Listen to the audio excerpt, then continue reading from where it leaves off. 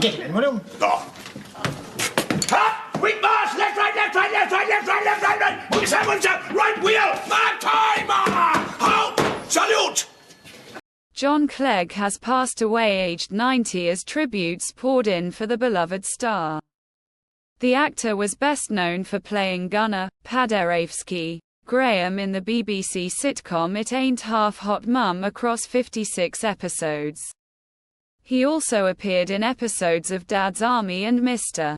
Bean as well as the romantic comedy Bridget Jones's Diary.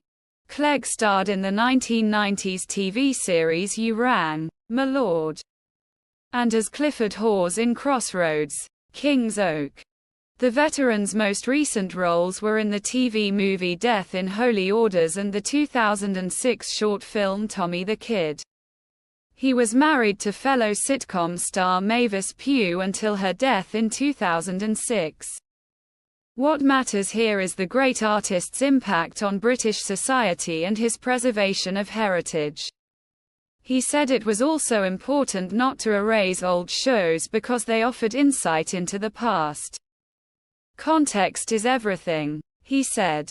His argument was always to try to judge things from that time, to understand the social climate in relation to leisure.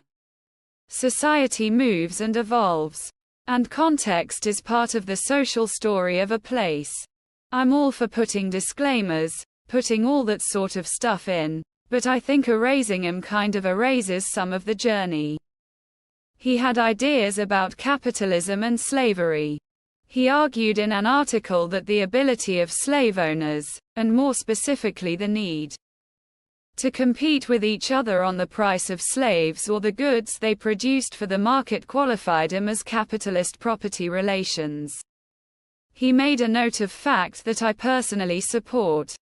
The gist of that note was that in a capitalist system of fully defined property rights, wage labor, not indentured labor, was the anomaly. Far from being a relic of pre-capitalism. Enforceable labor contracts would be the dream of many employers.